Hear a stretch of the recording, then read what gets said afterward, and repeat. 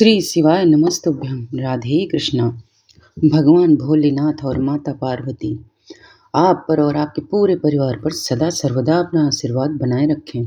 तो चलिए दोस्तों, भगवान भोलेनाथ और माता पार्वती की इस पावन पवित्र कथा को आगे श्रवण करते हैं और आपसे एक निवेदन है कि कथा पूरी सुनिएगा। तो चलिए दोस्तों, ब्रह्मा जी बोले, हे नारद, पूर्व काल में समस्त महात्मा और ऋषि प्रयाग में इकट्ठा हुए। वहां पर उन्होंने एक बहुत विशाल यज्ञ का आयोजन किया था। उस यज्ञ में देवर्षि, देवता, ऋषि मुनि, साधु संत, सिद्धगण तथा ब्रह्मा का साक्षात करने वाले महान ज्ञानी पधारे, जिसमें मैं स्वयं अपने महातेजस्वी निगमों आगमों सहित परिवार को लेकर वहां पहुंचा। वहां बहुत बड़ा उत्सव हो रहा था। अनेक शास्त्रों में ज्ञानी की चर्चा एवं वाद विवाद हो रहा था। उस यज्ञ में त्रिलोकीनाथ भगवान शिव भी देवी शक्ति और अपने गणों सहित पधारे थे। भगवान शिव को वहां आया देख मैंने सभी देवताओं और ऋषि मुनियों ने उन्हें झुककर भक्ति भाव से प्रणाम किया तथा अनेक प्रकार से उनकी स्तुति की। शिव जी की आज्ञा पाकर सभी ने अपना आसन ग्रहण कर लिया। इसी समय प्रजापति दक्ष भी वहां आ पहुंचे। वे बड़े ही तेजस्वी थे। प्रजापति दक्ष ने मुझे प्रणाम करके अपना आसन ग्रहण कर लिया। वे ब्राह्मण के अधिपति थे, इसी कारण उन्हें अपने पद का घमंड हो गया था। उनके मन में अहंकार ने घर कर लिया था। ब्राह्मण के अधिपति होने के कारण वे सभी देवताओं के वंदनीय थे। सभी ऋषि मुनियों सहित देवर्षियों ने भी मस्तक झुकाकर प्रजापति दक्ष को प्रणाम किया और उनकी स्तुति कर उनका आदर सत्कार किया। परंतु त्रिलोकीनाथ भगवान शिव शंभु ने ना तो उन्हें प्रणाम किया और ना ही अपने आसन से उठकर दक्ष का स्वागत किया। इस बात पर दक्ष क्रोधित हो गए। ज्ञान शून्य होने के कारण प्रजापति दक्ष ने क्रोधित नेत्रों से महादेव जी को देखा और सबको सुनाते हुए उच्च स्वर में कहने लगे।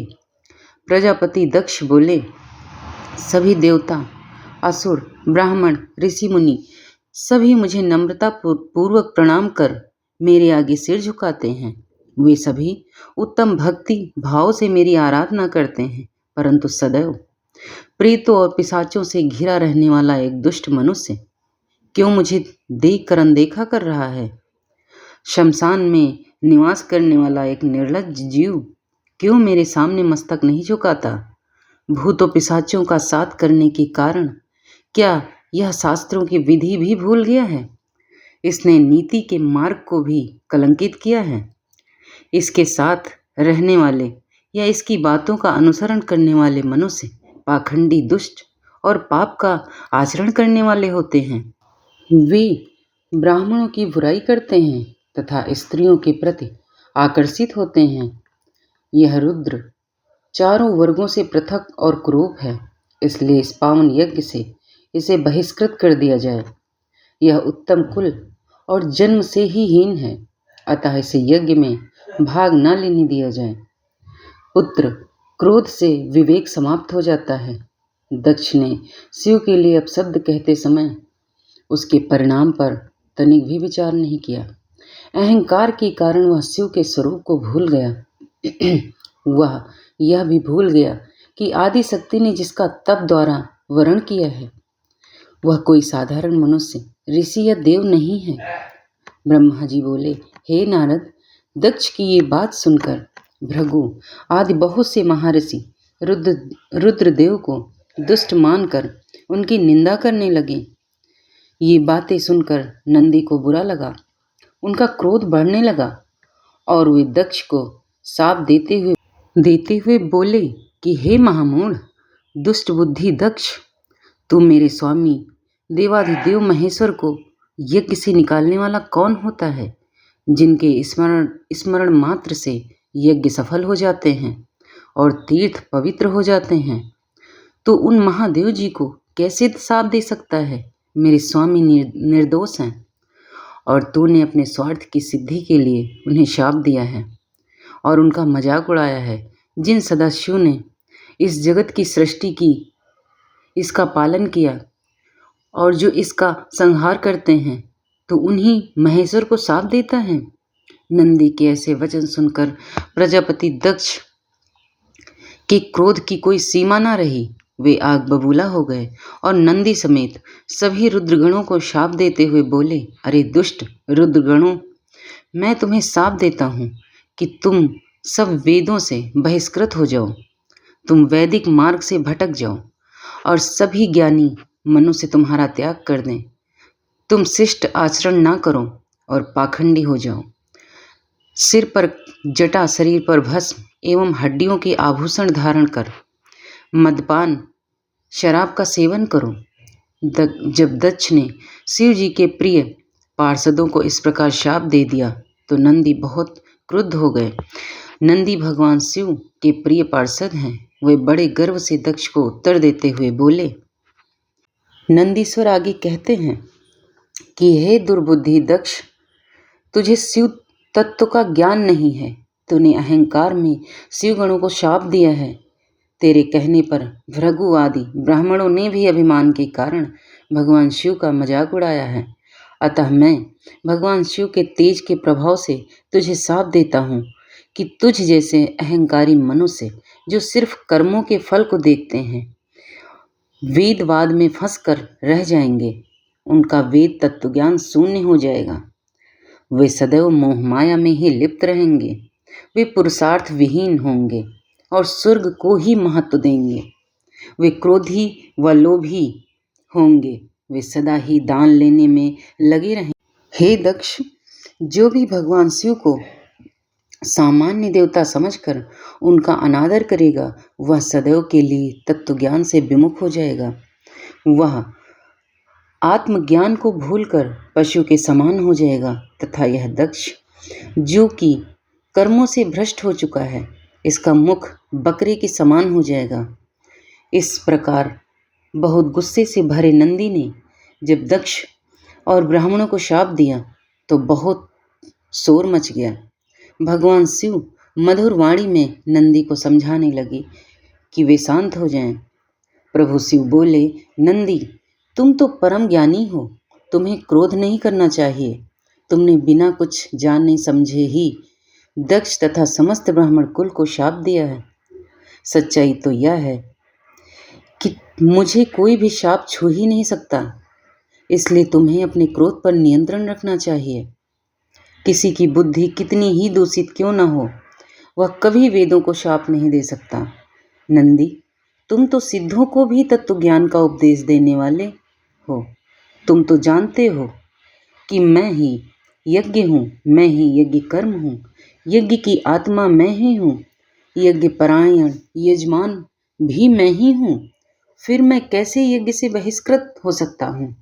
तुमने व्यर्थ ही ब्राह्मणों को शाप दे दिया। ब्रह्मा जी बोले, नारद, जब भगवान शिव ने अनेक प्रकार से नंदी को समझाया तो उनका क्रोध शांत हो गया। तब शिव जी अपने अन्य गणों व पार्षदों के साथ अपने निवास स्थान कैलाश पर्वत पर चले गए। क्रोध से भरे दक्ष भी ब्राह्मणों के साथ अपने स्थान पर चले गए, परंतु उनके मन में महादेव जी के लिए क्रोध एवं ईर्ष्या का भाव ऐसा ही रहा। उन्होंने शिव जी के प्रति श्रद्धा को त्याग दिया और उनकी निंदा करने लगे। दिन ब दिन उनकी ईर्ष्या बढ़ती जा रही थी। ब्रह्मा जी बोले, हे महर्षि नारद, इस प्रकार क्रोधित व अपमानित दक्ष ने कनखल नामक तीर्थ में एक बहुत बड़ा यज्ञ का आयोजन किया। उस यज्ञ में उन्होंने सभी देवर्षियों, महर्षियों तथा देवताओं को दीक्षा देने के लिए बुलाया। अगस्त्य, कश्यप, अग्नि, वामदेव, भृगु, दधीची, भगवान व्यास, भारद्वाज, गौतम, पैल, पराशर, गर्ग, भार्गव, कुकुसित, सुमंत, त्रिकंक और वैशंपायन सहित अनेक ऋषि मुनि अपनी पत्नियों व पुत्रों सहित प्रजापति दक्ष के यज्ञ में सम्मिलित हुए।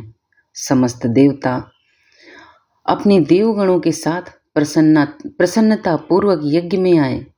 अपने पुत्र दक्ष की प्रार्थना स्वीकार करके मैं विश्वस्रष्टा ब्रह्मा और बैकुंठ लोक में भगवान विष्णु भी उस यज्ञ में पहुँचे।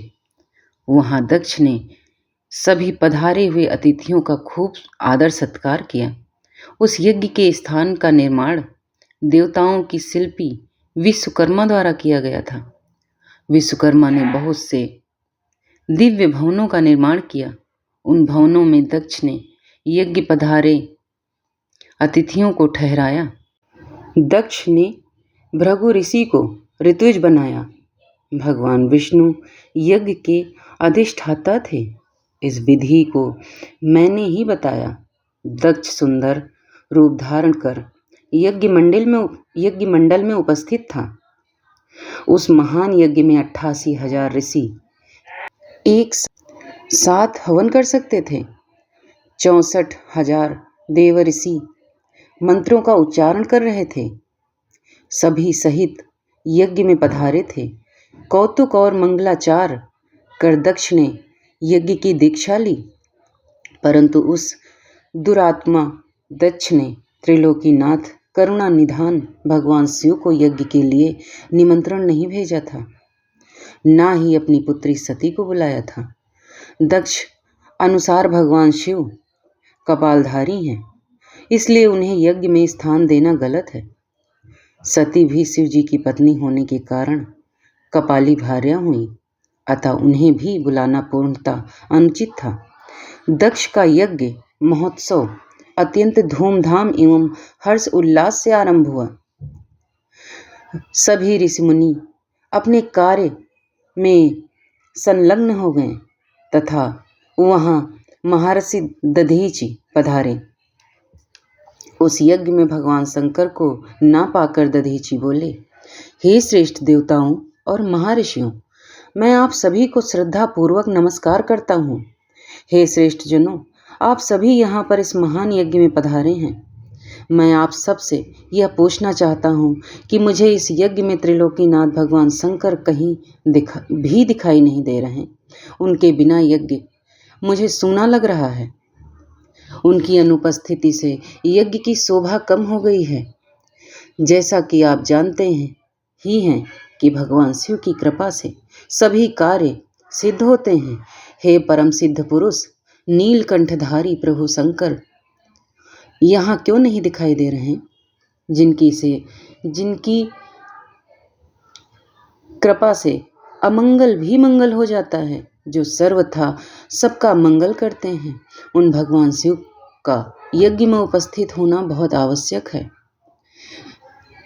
इसलिए आप सभी को यज्ञ के सकुशल पूर्ण होने के लिए परम कल्याणकारी भगवान शिव को अनुनय विनय कर इस यज्ञ में लाना चाहिए तथा तभी इस यज्ञ की पूर्ति हो सकती है।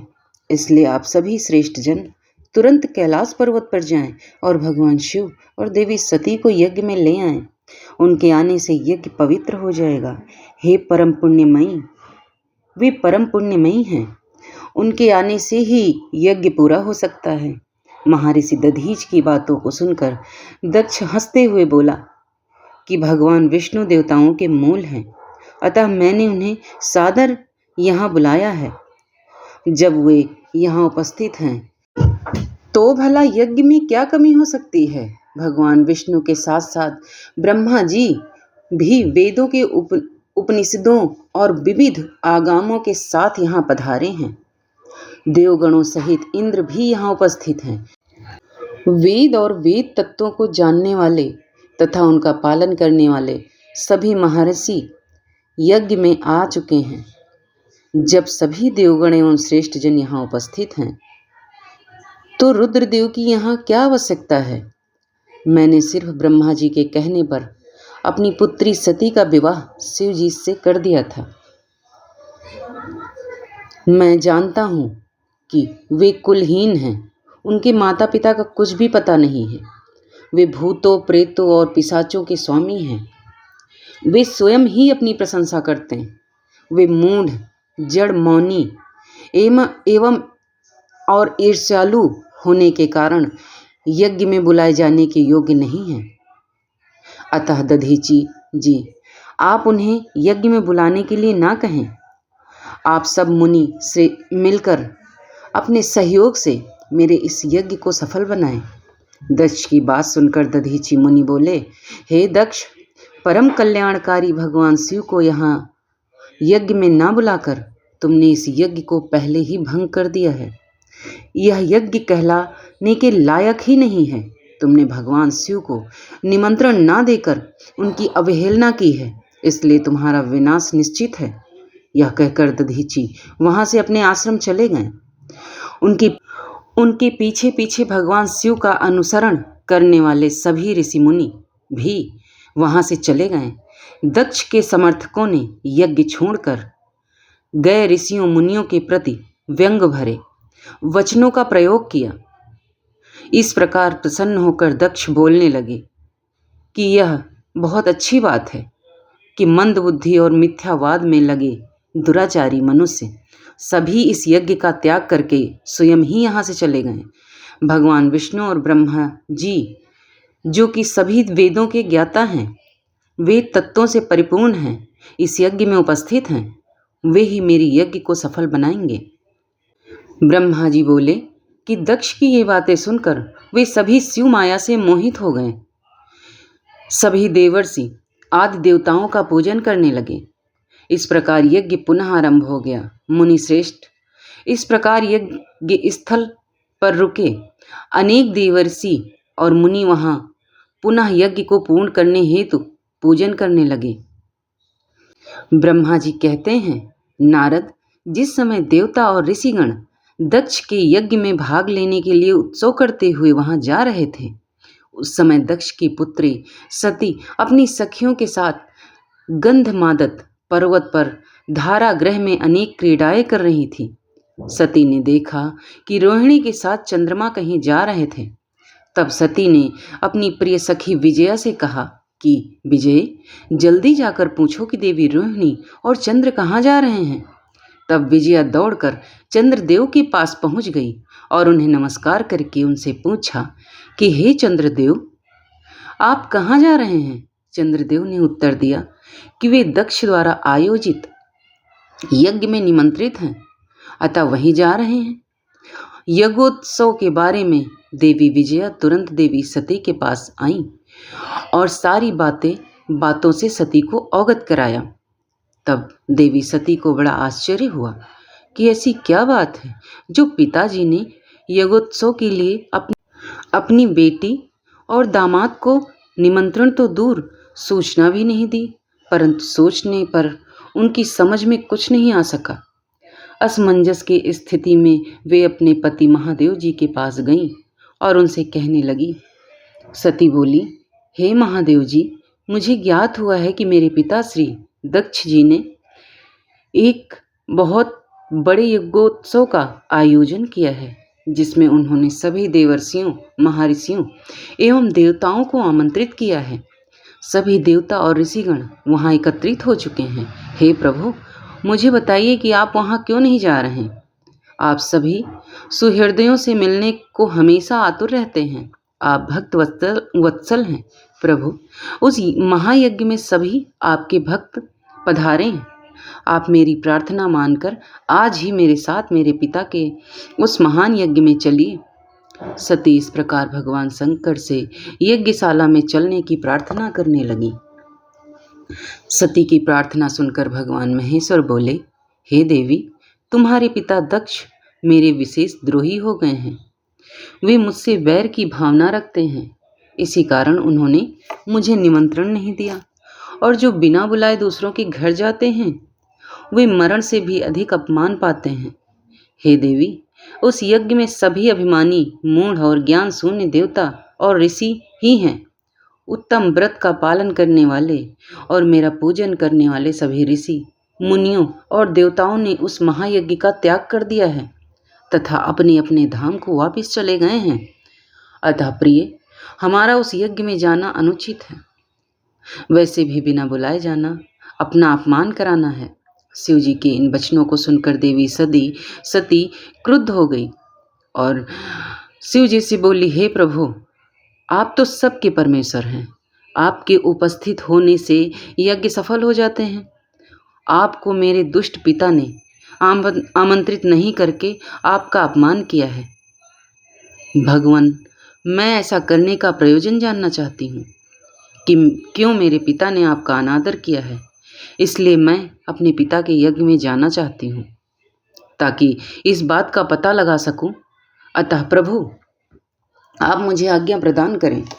देवी सती के क्रोधित शब्दों को सुनकर भगवान शंकर बोले, हे देवी, यदि तुम्हारी इच्छा वहां जाने की है तो मैं आज्ञा देता हूँ कि अपने पिता के यज्ञ में जाओ।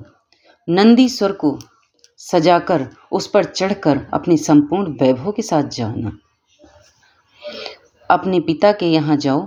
शिव जी की आज्ञा मानकर देवी सती ने उत्तम श्रृंगार किया और अनेक प्रकार के आभूषण धारण कर देवी सती अपने पिता के घर की ओर चल दी। उनके साथ शिव जी ने 60,000 रौद्रगण गणों को भी भेजा। वे सभी गण उत्सव रचाकर देवी का गुणगान करते हुए दक्ष के घर की ओर चले जाने लगे। शिवगणों ने पूरे रास्ते शिव शिवा के यश का ज्ञान किया। उस यात्रा काल में जगदम्बा बहुत शोभा पा रही थी। उनकी जय जयकार से सारी दिशाएं गूंज रही थी। ब्रह्मा जी बोले, हे नारद, दक्ष कन्या देवी सती उस स्थान पर गई। महान यज्ञ उत्सव चल रहा था, जहां देवता, असुर और मुनि साधु संत अग्नि के मंत्रोच्चारण के साथ आहुतियां डाल रहे थे। सती ने अपने पिता के घर में अनेक आश्चर्यजनक बहुमूल्य वस्तुएं देखी। अनेक मनोहारी और उत्तम आभा से परिपूर्ण धन धान्य से युक्त दक्ष का भवन अनोखी शोभा पा रहा था। देवी सती नंदी से उतरकर अकेली ही यज्ञशाला के अंदर चली गई। सती को वहां आया देखकर माता और उनकी बहनें बहुत प्रसन्न हुई और देवी सती का खूब आदर सत्कार करने लगी।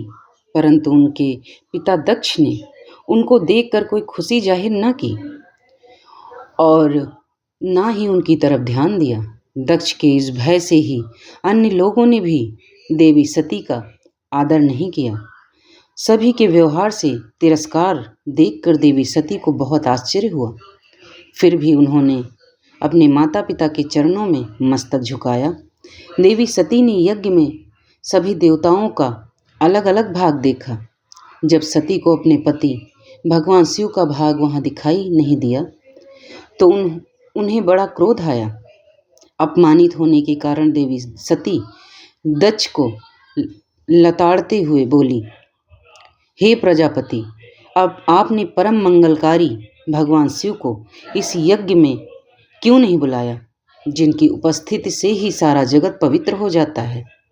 भगवान शिव यज्ञ वेत्ताओं में श्रेष्ठ हैं।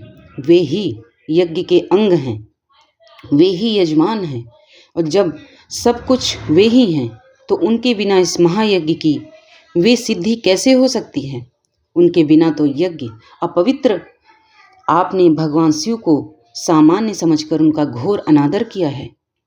शायद आपकी बुद्धि भ्रष्ट होने के कारण ही ऐसा हुआ है। मुझे तो यह समझ में नहीं आ रहा कि बिना भगवान शिव के आए ये विष्णु और ब्रह्मा सहित सभी ऋषिमुनि इस यज्ञ में कैसे आ गए। तब देवी सती मेरे सन्मुख खड़ी हुई और विष्णु सहित सभी उपस्थित देवताओं व ऋषियों और मुनियों को डांटने लगी, उन्हें बहुत फटकारा। ब्रह्मा जी बोले, हे मुनि श्रेष्ठ नारद, क्रोध से भरी देवी जगदम्बा ने अत्यंत दुखी मन से हम सभी देवता और मुनियों को बहुत सी बातें सुनाई।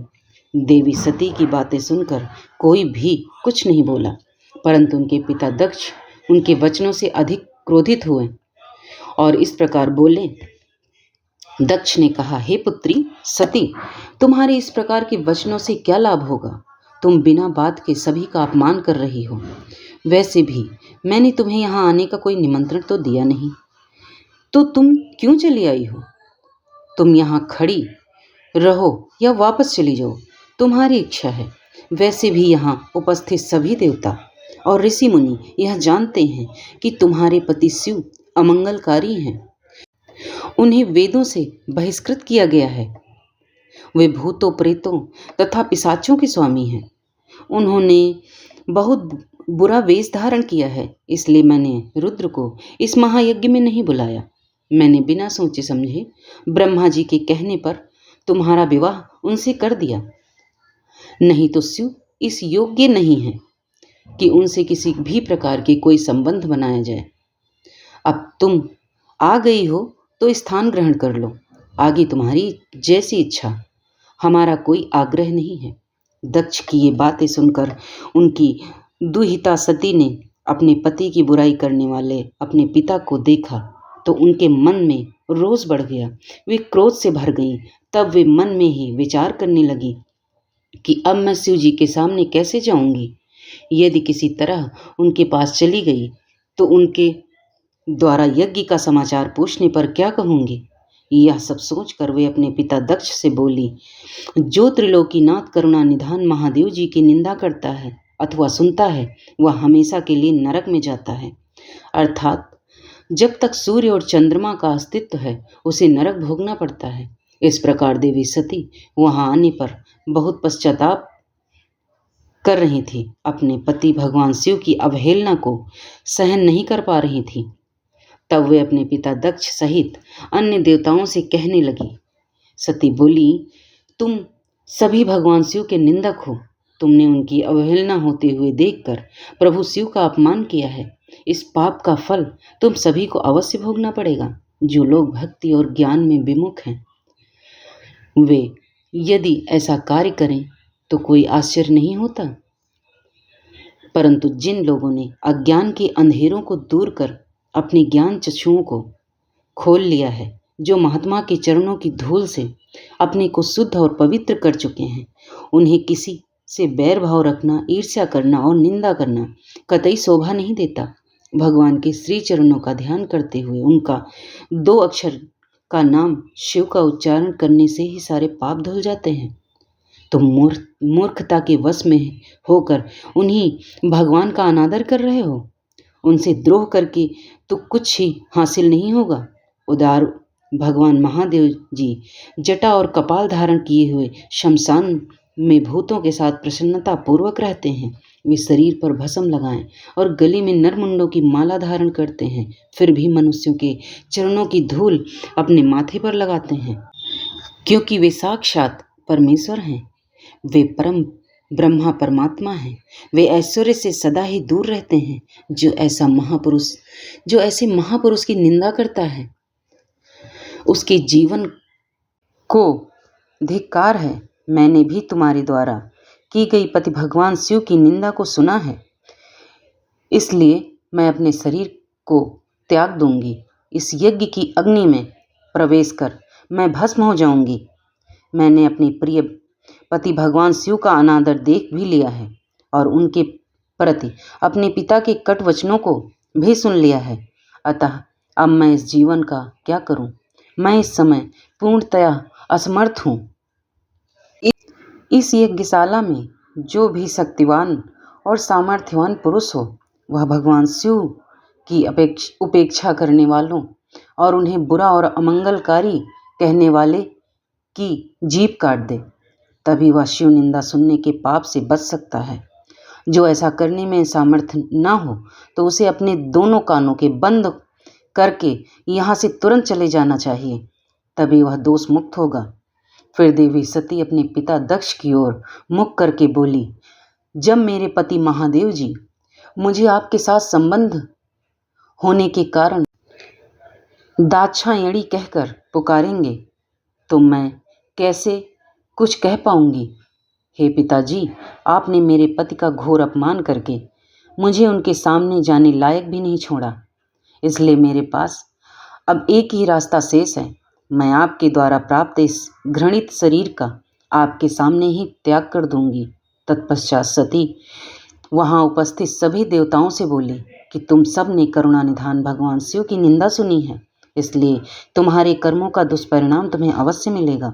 मेरे पति भगवान शिव तुम सबको इसका दंड अवश्य ही देंगे। उस समय देवी बहुत क्रोधित थी। यह कहकर वे चुप हो गईं और अपने मन में अपने प्राण वल्लभ भगवान शिव का स्मरण करने लगीं। फिर आगे सुनिए कि सती जी ने अपना शरीर भस्म कैसे किया। ब्रह्मा जी से नारद जी ने पूछा, हे पितामह, जब सती जी ऐसा कहकर मौन हो गई, वहां क्या हुआ? देवी सती ने आगे क्या किया? इस प्रकार नारद जी ने अनेक प्रश्न पूछ डाले और ब्रह्मा जी से प्रार्थना की कि वे आगे की कथा सविस्तार से सुनाएं। यह सुनकर ब्रह्मा जी मुस्कुराए और प्रसन्नतापूर्वक कहने लगे कि हे नारद, मौन होकर देवी सती अपने पति भगवान शिव का स्मरण करने लगी। उनका स्मरण करने के बाद उनका क्रोधित मन शांत हो गया। तब शांत मनोभाव से शिव जी का चिंतन करती हुई देवी सती पृथ्वी पर उत्तर की ओर मुख करके बैठ गईं। तत्पश्चात विधिपूर्वक जल से आचमन करके उन्होंने वस्त्र ओढ़ लिया। फिर पवित्र भाव से उन्होंने अपनी दोनों आंखें मूंद ली और पुनः शिव जी का चिंतन करने लगी। सती ने प्राणायाम से प्राण और अपान को एक रूप करके नाभि में स्थित कर लिया। सांसों को संयत कर नाभि चक्र के ऊपर हृदय में स्थापित कर लिया। सती ने अपने शरीर से योग मार्ग के अनुसार वायु और अग्नि को स्थापित कर लिया। तब उनका शरीर योग मार्ग में स्थित हो गया। उनके हृदय में शिव जी विद्यमान थे। यही वह समय था जब उन्होंने अपना शरीर त्याग दिया था। उनका शरीर यज्ञ की पवित्र योगाग्नि में गिरा और पल भर में ही भस्म हो गया। वहां उपस्थित मनुष्यों सहित देवताओं ने जब यह देखा कि देवी सती भस्म हो गई है, तो आकाश और भूमि पर हाहाकार मच गया। यह हाहाकार सभी को भयभीत कर रहा था। सभी लोग कह रहे थे कि दुष्ट के दुर्व्यवहार के कारण भगवान शिव पत्नी सहित अपनी देह का त्याग कर दिया। तो कुछ लोग दक्ष की दुष्टता को धिक्कार रहे थे, जिसके व्यवहार से दुखी होकर देवी सती ने यह कदम उठाया था। तभी सत्पुरुष उनका सम्मान करते थे। सभी सत्पुरुष उनका सम्मान करते थे। उनका हृदय असहिष्णु तथा उन्होंने ऐसी महान देवी और उनके पति करुणानिधान भगवान शिव का अनादर कर निंदा करने वाले दक्ष को भी कोसा। सभी कह रहे थे कि दक्ष ने अपनी ही पुत्री का प्राण त्यागने के लिए मजबूर किया, इसलिए दक्ष अवश्य ही महानरक में जाएगा। पूरे संसार में उसका अपयश होगा। दूसरी ओर देवी सती के साथ पधारे सभी शिवगणों ने जब यह दृश्य देखा तो उनके क्रोध की कोई सीमा न रही। वे तुरंत अपने अस्त्र शस्त्र लेकर दक्ष को मारने के लिए दौड़े। वे 60,000 पार्षद गण क्रोध से चिल्ला रहे थे और अपने को ही धिक्कार रहे थे कि यहाँ उपस्थित होते हुए भी हम माता देवी सती की रक्षा नहीं कर पाए। उनमें से कई पार्षदों ने तो स्वयं अपने शरीर का त्याग कर दिया। बचे हुए सभी शिवगण दक्ष को मारने के लिए बड़ी तेजी से आगे बढ़ रहे थे। जब ऋषि भृगु ने उन्हें आक्रमण के लिए आगे बढ़ते हुए देखा तो उन्होंने यज्ञ में विघ्न डालने वालों का नाश करने के लिए यजुर्मन मंत्र पढ़कर दक्षिणाग्नि में आहुति दे दी। आहुति के प्रभाव के फलस्वरूप यज्ञ कुंड से ऋभु नामक अनेक देवता जो प्रबल वीर थे वहां प्रकट हो गए। प्रभु नामक सहस्त्र देवताओं और शिवगणों में भयानक युद्ध होने लगा। वे देवता ब्रह्मा तेज से संपन्न थे। उन्होंने शिवगणों को मारकर तुरंत भगा दिया। इससे वहां यज्ञ में और अशांति फैल गई। सभी देवता और मुनि भगवान विष्णु से इस विघ्न को टालने की प्रार्थना करने लगे। देवी सती का भस्म हो जाना और भगवान शिव के गणों को मारकर वहां से भगाए जाने का परिणाम सोचकर सभी देवता और ऋषि विचलित थे। वे, हे नारद, इस प्रकार दक्ष के उस महायज्ञोत्सव में बहुत बड़ा उत्पात मच गया था और सब और त्राही त्राही मच गई थी। सभी भावी परिणाम की आशंका में भयभीत दिखाई दे रहे थे। तो दोस्तों, यह थी कथा आज की। फिर आगे भगवान शिव किस तरह क्रोधित हुए, यह जानने के लिए आगे की कथा अगले अध्याय की जरूर सुनिएगा। और अगर कथा पसंद आई है तो चैनल को लाइक शेयर सब्सक्राइब कर लीजिएगा। धन्यवाद।